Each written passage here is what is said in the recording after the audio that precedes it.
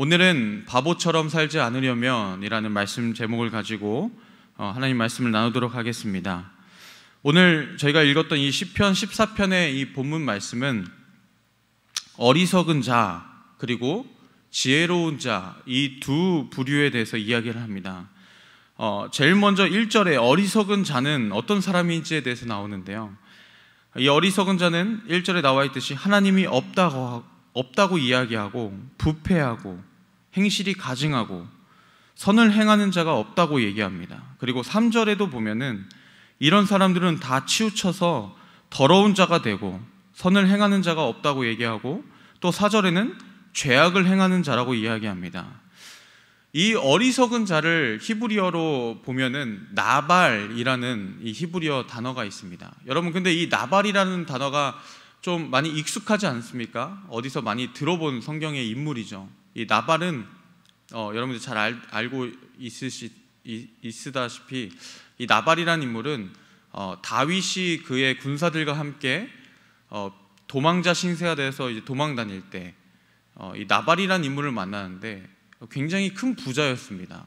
수천 마리의 양을 갖고 있음에도 불구하고 이 다윗과 이 일행을 도와주질 못할 망정 도와달라고 요청했을 때 오히려 거절을 하면서 뭐라고 하냐면 모욕적인 말과 하나님을 욕되게 하는 말을 하죠. 그렇게 되자 화가 난 다윗이 하나님의 그 심판을 이제 대신해서 이제 군사들을 데리고 나발을 죽이려고 옵니다. 그럼에도 불구하고 이 나발은, 이 어리석었던 이 사람은 자기를 죽이러 오는지도 모르고 술에 취해서 잔치를 벌였던 그런 사람입니다. 다행히도 이 아비가일이라는 이 현명한 아내가 있었기 때문에 이 나발이 살 수 있었는데, 이처럼 어리석은 자는 선을 행하지도 못하고 바보같이 자기만을 위해 살고 자기 재력만 믿고 살다가, 자기 힘만 믿고 살다가 자기가 심판당한지도 모르고, 자기가 그런 죽을 것 같은 그 위험한 상황이 오는지도 모르고 그냥 흥청망청 그렇게 모르고 사는 사람을 이야기합니다. 이것은 당연한 게, 하나님이 없다고 생각하니 당연히 하나님이 안중에도 없는 것입니다. 이에 대한 말씀, 오늘 읽었던 이 말씀, 어리석은 자에 대한 말씀을 사도 바울은 오늘 이 시편 14편을 배경으로 로마서 3장 10절부터 18절까지를 썼는데요, 제가 읽어드리도록 하겠습니다. 로마서 3장 10절부터 18절까지 말씀에 기록된 바 의인은 없나니 하나도 없으며 깨닫는 자도 없고 하나님을 찾는 자도 없고 다 치우쳐 함께 무익하게 되고 선을 행하는 자도 없나니 하나도 없도다. 그들의 목구멍은 열린 무덤이요 그 혀로는 속임을 일삼으며 그 입술에는 독사의 독이 있고 그 입에는 저주와 악독이 가득하고 그의 발은 피 흘리는데 빠른지라. 파멸과 고생이 그 길에 있어 평강의 길을 알지 못하였고 그들의 눈앞에 하나님을 두려움이 없느니라 함과 같으니라. 이 말씀은 하나님의 하나님께서 말씀하신 것 같이 인간의 이런 전적 타락을 적나라하게 나타내는 구절입니다. 하나님이 없는 인생, 그 죄인이란 이 사람은 아무리 열심히 본인이 노력해서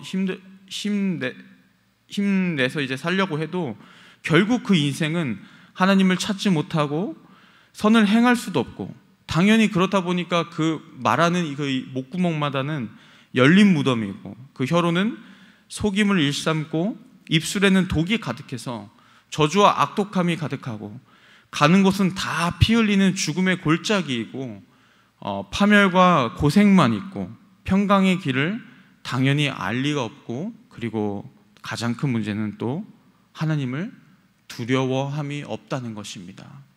이게 이 어리석은 사람의 특징이고 악인의 특징입니다. 제가 군 생활을 할 때 이등병 시절 때 제가 이제 군 입대를 군종병으로 특기를 가지고 들어갔는데, 그냥 그 자대 배치가 돼서 그 자대로 들어가자마자 사람들의 눈치가 별로 안 좋은 겁니다. 같이 군 생활하는 그 부대원들 눈치가. 그래서 왜 그런가 봤더니 제가 오기 전에, 그러니까 제가 후임 군종병이었죠. 저희 선임 군종병이 굉장히 좀 행실을 잘 못한 거였습니다. 그래서 뭐 제대하고 벌써 갔었는데 하도 이제 막 그 후임들을 괴롭히고 잘못 이제 살다 보니까 이제 간부들한테도 별로 안 좋은 인상으로, 그러니까 군종병이라는 이유 하나만으로 핍박을 당했던 그런 그 이등병의 시절이 있었습니다. 그랬기 때문에 저는 더 남들보다 더 열심히 하려고 했죠. 왜냐하면 이 인식을, 어쨌든 이 사람들도 구원해야 될 대상들이니까 이 인식을 좋게 바꿔보기 위해서 정말 많은 노력들을 했던 기억이 있습니다. 그래서 많은 인식이 그래도 좋게 바뀌었지만 한 명 이제 기억에 나는 선임이 한 명 있습니다. 어떤 병장이었는데 저랑 계급차가 꽤 났죠. 저는 이등병이었고, 근데 그 병장은 정말 안티 크리스찬 중에 안티 크리스찬인 겁니다. 그래서 뭐 밤마다 항상 제 옆에 딱 옆에 와서 누워서 이제 그때부터 저를 괴롭히기 시작하는 거예요. 그래서 어떻게 괴롭히냐면 하나님을 욕하고 하나님이 있으면 보여달라부터 시작해서 뭐 이제 그런 모욕적인 말들 있잖아요. 뭐 목사들이 뭐 헌금 뭐 다 그거 자기들 호주머니에 넣고 그래서 교인들 모으는 거 아니냐, 뭐 이런 약간 이제 모욕적인 말을 듣고도 어떻게 합니까? 그래도 계급 사이니까 그냥 참고서 죄송합니다, 제가 더 열심히 하겠습니다, 그리고 제가 기도하겠습니다, 뭐 이런 식으로밖에 얘기할 수 없었습니다. 그런데 이제 이 병장이 이제 군 생활이 다 차서 이제 곧 다음 주면은 이제 나가는 말년 병장이 되었을 때 그때는 이제 다 저희 부대는 어떤 문화가 있었냐면 이제 말년 병장이 나갈 때 되면 이제 서로 아무리 계급이 낮아도 이제 이 병장이 이 밑에 이제 후임들한테 말을 놓습니다. 그러니까 후임들도 병장한테 말을 놓는 거죠. 이제 곧 민간인이 되니까. 근데 이제 저한테 이등병이 저한테까지 와서 이제 말을 놓으라고 하는 거예요. 그래서 제가 어떻게 말을 놓습니까 하면서 말을 못 놨는데 밤에 또 자면서 또 똑같은 괴롭힘을 하는 겁니다. 그러면서 또 똑같이 얘기하길래 솔직히 얘기해봐라, 하나님이 어디 있냐, 뭐 있으면 보여달라, 뭐 이런 얘기를 또 하길래 제가 이제 그런 말씀을 드렸습니다. 그때 제가 멕시코 단기 선교 갔었던 이야기를 했는데요. 제가 멕시코로 단기 선교를 잠시 갔을 때 그때 멕시코 현지인이 만들어줬던 그 타코 브리또가 제 인생 음식 중에 하나입니다. 절대 잊을 수 없는 그런 음식이었습니다. 멕시코 현지인이 만들어준 그 똘띠아는 그 현재 사제 뭐 이렇게 뭐 거기에서 뭐 현재 살 수 있는 뭐 그런 사제품이 아니라 시제품이 아니라 그 자리에서 만들어서 구워서 줬었고, 바베큐도 그 자리에서 막 바베큐를 이제 만들어서 다 썰어서 주는 거예요. 그리고 과카몰레 뭐 그 과카몰레 아보카도를 막 으깨서 거기다 넣고, 그리고 쌀사 소스, 현지인 쌀사 소스를 그 직접 만들어서 이제 딱 주고 돌돌 말아서 먹는데, 또 그와의 같은 또 짝이 뭐냐면 이 멕시코 코카콜라는 또 미국 코카콜라는 다르거든요. 멕시코 코카콜라는 이 슈거케인을 넣어서 만들어서 좀 다릅니다. 그래서 실제로 미국 사람들도 멕시코 와서 코카콜라를 사갈 정도예요. 그 정도로 마시는데 진짜 맛있긴 하더라고요. 그래서 그 타코 브리또와 그 타코와 이 멕시코 콜라를 같이 먹으면 와, 그 콜라보는 잊을 수가 없습니다. 근데 이 엄청난 맛을 제가 계속 이제 설명을 했었어요. 그러니까 이 병장이 좀 이상하게 보는 거죠. 왜 이런 말을 나한테 하는지. 그래서 제가 이제 다 그 말을 제가 작정을 한 거죠. 어차피 다음 주에 나갈 사람이니까. 그래서 이제 이 말씀을 딱 드린 다음에 뭐라고 했냐면, 뭐 누구 변장님, 제가 아무리 이 멕시코 타코 브리또를 얘기해도 어떤 맛인지 좀 아시겠습니까? 당연히 모르지 마, 내가 먹어보지도 못했는데 라고 얘기하는 겁니다. 바로 그겁니다. 하나님을 만나지 못했으면, 하나님을 맛보아지 못했으면 제가 아무리 막 논리적으로 변론을 하고 말씀을 드려도 짐작만 할 뿐이지 그게 어떤 맛인지 정확히 모르는 거랑 같은 겁니다. 그러니까 아무 말을 못 하시더라고요. 그래서 이제 제가 이제 기도하면서 그랬어요. 그 병장한테, 누구 병장님, 제가 꼭 제대에서도 교회 다니시기 위해서, 하나님 만나기 위해서, 하나님을 맛보아 알 수 있게끔 제가 기도하겠습니다 라고 이제 그렇게 했던 기억이 있습니다. 시편 말씀에도 하나님의 선하심을 맛보아 알지어다 라고 말씀하시죠. 영어로도 taste and see라고 합니다. 그러니까 맛을 보아서 알으라고 합니다. 이처럼 하나님을 경험하고 구원받은 자녀로서의 그 삶을 사는 사람은 하나님을 맛보아 알았기 때문에 하나님이 어떤 분이신지를 알고 그렇기 때문에 하나님을 항상 찾을 수 있는 기회가 있고 또 하나님에 대한 지각이 있습니다. 그럼에도 불구하고 어리석은 자는 하나님을 맛본 적이 없기 때문에 당연히 하나님이 없는 것 같이 생활하고 또 하나님을 두려워하지 못하고 살다는 것이죠. 이 어리석은 자와 비교되는 지혜로운 자는 본문에서 다음과 같이 이야기합니다. 이 지혜로운 자는 2절에 보면 나와 있듯이 지각이 있는 자는 바로 어떤 사람이냐면 하나님을 찾는 자라고 말씀하십니다. 욥기, 시편, 잠언, 전도서 그리고 아가서 이 5권을 성경에서는 지혜 문학이라고 이야기하죠. 이 지혜 문학을 저는 이제 저 개인적으로 한 구절을 이제 핵심 구절을 뽑아봐라 하면은 저는 이 구절을 뽑고 싶습니다. 잠언 16장 9절인데요.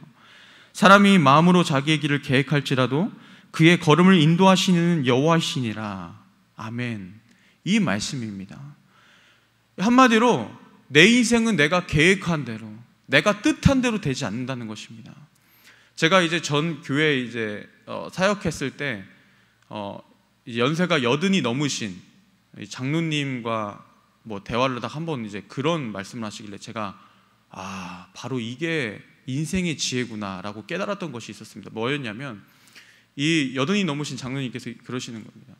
대전 사투리로 내 마음대로 안 되는 것이 인생이요, 이러시는 거예요. 근데 진짜 그게 지혜다라는 생각이 들었습니다. 왜냐하면 저도 뭐 35년이라는 짧은 인생을 지금 살고 있지만 정말 제가 계획한 대로 됐던 적이 별로 없던 것 같습니다. 그러니까 제가 항상 계획한다고 계획해봤자 어차피 제 마음대로 흘러가지 않는 것이 바로 인생이라는 것입니다. 그러니까 진짜 지혜는 뭐냐면 이 지혜서에서 이 5권이나 되는 이 지혜서에서 말하는 이 지혜는 이거를 빨리 깨닫는 사람이 지혜로운 자라는 것입니다. 그래서 깨닫는 거에서 멈추는 게 아니라 누구를 의지해야 되는 것입니까? 그렇죠. 이 천지 만물의 주인이시고 시간의 주관자이시고 모든 우리 인생을 책임지시는 우리의 주인이신 하나님을 의지해야 된다는 것입니다.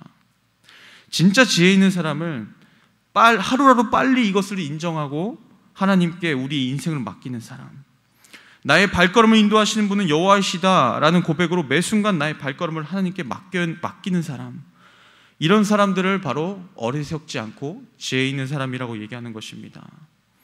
바라기는 오늘 이 말씀을 듣고 있는 모든 성도님들이 이 지혜 있는 사람처럼 정말 우리가 우리 인생을 살려고 하는 것이 아니라 정말 처음에 말했던 그 나발, 어리석은 자와 같이 내 재력으로 내 마음대로 내 인생을 계획하고 사는 것이 아닌 하나님을 없는 사람처럼, 하나님이 없는 그런 없는 분 같이 이제 여기고 사는 사람처럼 그렇게 어리석게 살지 않고 지혜 있는 자 같이 하나님만을 바라보며 하나님을 섬기며 살아갔으면 좋겠습니다.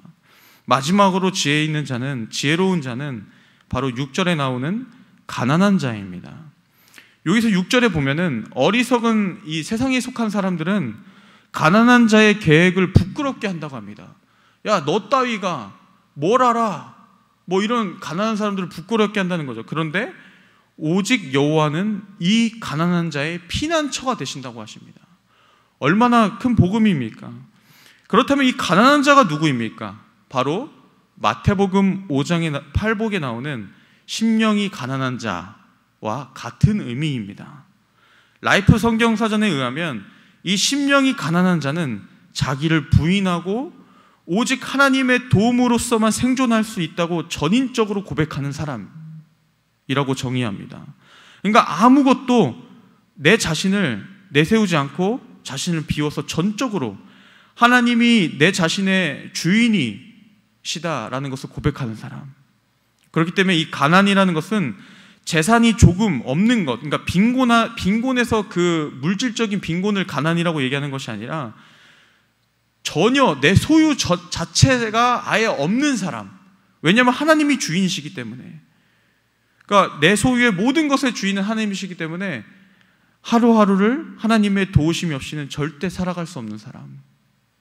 이런 절박한 상태를 가지고 있는 사람을 바로 심령이 가난한 자라고 이야기한다는 것입니다. 하나님께서는 바로 이런 심령이 가난한 사람들의 피난처이십니다. 바라기는 오늘 예배 드리시는 모든 분들이 이런 심령이 가난한 자가 되어서 하나님, 내 힘으로 내 재력으로 이 삶을 살아가는 것이 아니라 하나님의 도우심이 없이는 저는 단 한순간도 단 1초도 살아갈 수 없습니다 라고 고백했으면 좋겠습니다. 그래서 정말 심령이 가난한 자가 되어서 하나님만을 나의 피난처로 삼고 살아가는 정말 지혜 있는 자, 어리석은 자가 아닌 정말 지혜 있는 자가 되시길 간절히 축원합니다. 이 시간 기도하겠습니다. 하나님 감사합니다. 오늘 말씀을 통해서 하나님, 우리가 어리석은 자가 되지 않길 원합니다. 정말 하나님 없는 것 같이 하나님을 두려워하지 않고 살아가는 것이 아닌 정말 저의 인생의 모든 것의 주인은 하나님이십니다. 정말 주님만이 나의 모든 것 되시고 저는 정말 심령이 가난하여서 주님의 도우심이 없이는 단 하루도, 단 1초도, 단 한순간도 살 수 없습니다 라고 고백하는 그 삶을 살길 간절히 소원합니다. 오늘 하루도, 그리고 우리의 앞으로의 인생을 살아갈 때 계속해서 주님께서 도우시는 매일매일의 그 만나와 메추라기를 먹고 살아가게 도와주시옵소서. 감사합니다. 오늘도 주님 앞에 모든 것을 맡기고 모든 기도 제목도 주님 앞에 맡깁니다.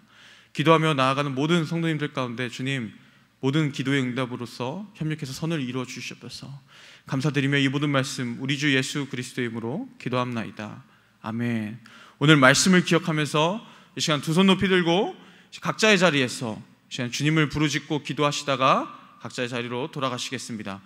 이 시간 다 같이 기도하시겠습니다. 주여!